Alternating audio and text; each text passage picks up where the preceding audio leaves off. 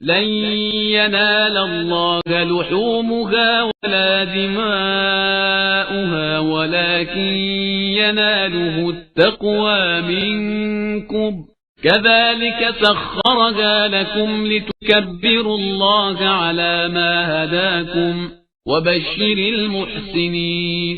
خدا تک ان جانوروں کا گوشت جانے والا ہے اور نہ خون. اس کی بارگاہ میں صرف تمہارا تقوی جاتا ہے. اور اسی طرح ہم نے ان جانوروں کو تمہارا تابع بنا دیا ہے کہ خدا کی دی ہوئی ہدایت پر اس کی کبریائی کا اعلان کرو اور نیک عمل کرنے والوں کو بشارت دے دو. بسم اللہ الرحمن الرحیم. الحمدللہ رب العالمین وصلی اللہ علی محمد وآلہ الطاہرین. موضوع گفتگو عید قربان. عید ہر اس دن کو کہتے ہیں کہ جو خوشی کا دن ہو اور اسلامی اعتبار سے کسی متبرک دن کو بھی خوشی کا دن کہہ سکتے ہیں. اسلام میں مختلف اعیاد یعنی مختلف عیدیں ہیں جن میں سے 4 اہم عیدیں ہیں.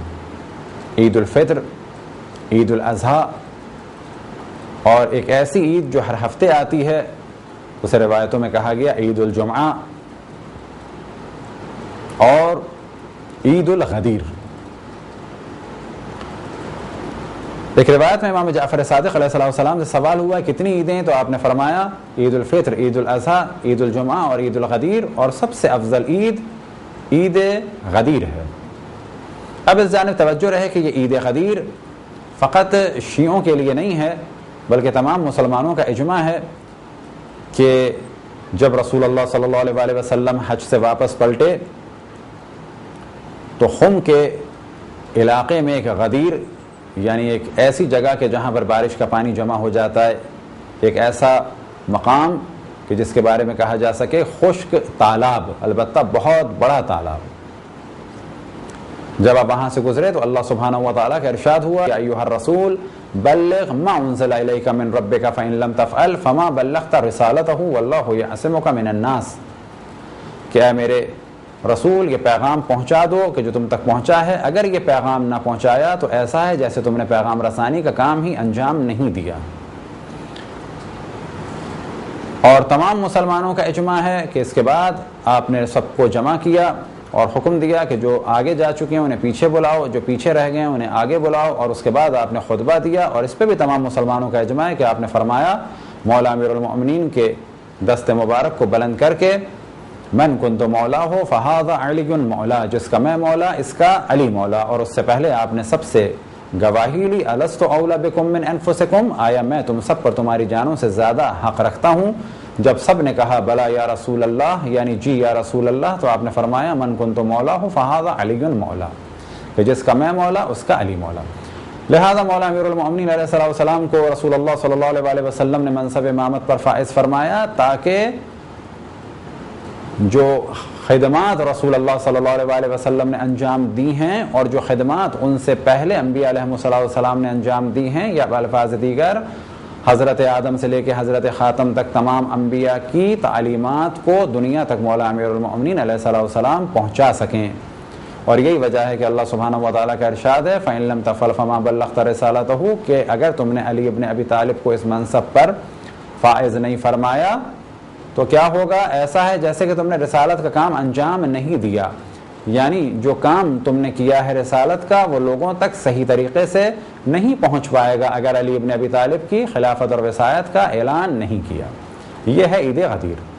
اب بلا شک یہ عید سب سے بڑی عید ہے، کیونکہ اگر کوئی رسول اللہ صلی اللہ علیہ وسلم کے حکم کو مانے گا تو اس کے روزے قبول ہوں گے، اور جب روزے قبول ہوں گے تو وہ عید الفطر منا سکے گا، وإلا اس کی عید الفطر نہیں ہوگی. اسی طریقے سے اگر کوئی رسول اللہ صلی اللہ علیہ وسلم کے حکم کو مانے گا تو حضرت ابراہیم علیہ السلام کو صحیح طریقے سے مان سکے گا، اور اگر حضرت ابراہیم علیہ السلام کو صحیح طریقے سے مانے گا تو حج کر پائے گا. بس اگر مولا امیر المؤمنین کسی نے صحیح طریقے سے نہیں مانا تو اس کا حج بھی قبول نہیں ہوگا. جب حج قبول نہیں ہوگا تو اس کی عید الاضحیٰ بھی عید الاضحیٰ نہیں رہے گی.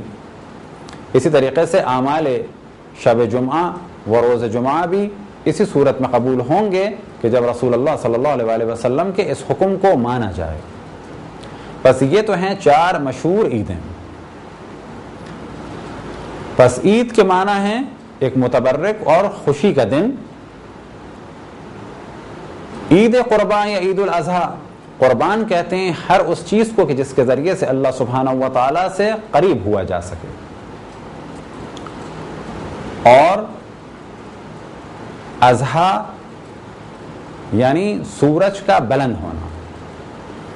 عید کے دن قربانی کا صحیح وقت ہے کہ جب سورج کچھ بلند ہو جائے. یہ جو بعض دفعہ بعض مومنین بڑے فخر سے کہتے ہیں کہ ہمارے ہاں تو نماز فجر کے بعد قربانی ہو جاتی ہے، تو اس وقت قربانی کا وقت نہیں ہوا ہے. قربانی کا وقت ہوتا ہے 10 ذی الحجہ، جب سورج کچھ بلند ہو جائے.